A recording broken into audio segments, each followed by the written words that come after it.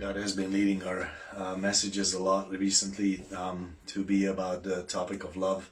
Of course, we have covered portions from 1 John 4 and 1 Corinthians 13, and yesterday in the class we have just covered some amazing points, and I cannot but revisit them just to make a point here. So welcome this morning for this morning's Jolt, and the simple thought is in 1 Corinthians 13 verse 7, where it says, love bears all things, believes all things, hopes all things, and endures all things.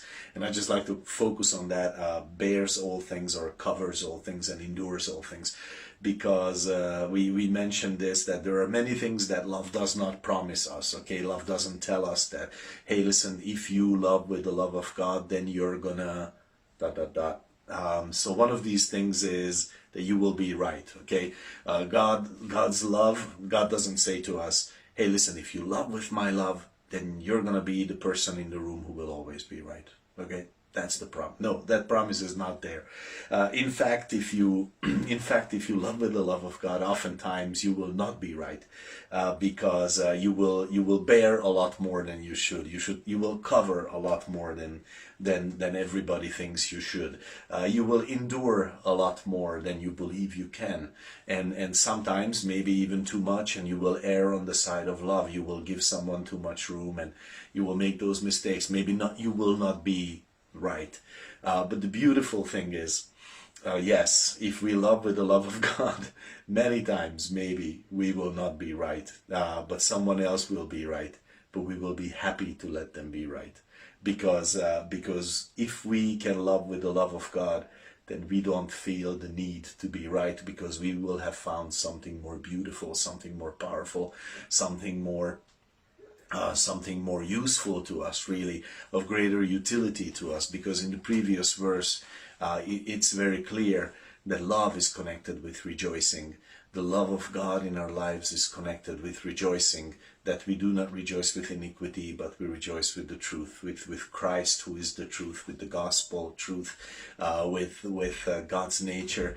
And this is really wonderful, because when we have found love, then all of the sudden we look ahead and we say, oh, yeah, I could be right in that situation, or I could let him be right in this situation, or I could let her be right. Do I have to be right? No, not really, not so much. It's not so interesting to me.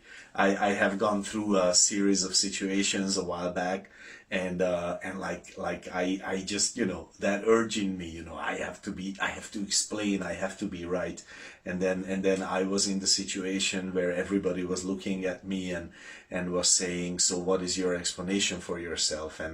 And God just very clearly said to my heart, well, this is your choice now. Do you want to think with me?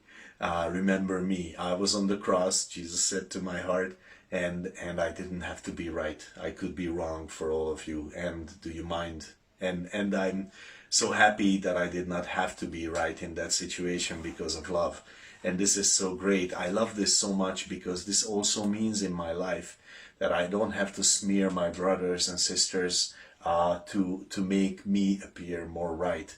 And this is really beautiful in our lives, because, and why is it that we do not have to be right? Well, because we have found something more powerful, something more beautiful, something that supersedes that being right so much in our lives, that we just enjoy loving, and that's the greatest thing that we have found, and we rejoice in it, and it's really beautiful. Well, God bless you, and receive the love of God and enjoy it and pour it out, and this is such a life transforming, beautiful discipline in our lives. God bless you with these thoughts. Trust that we will see each other here again soon.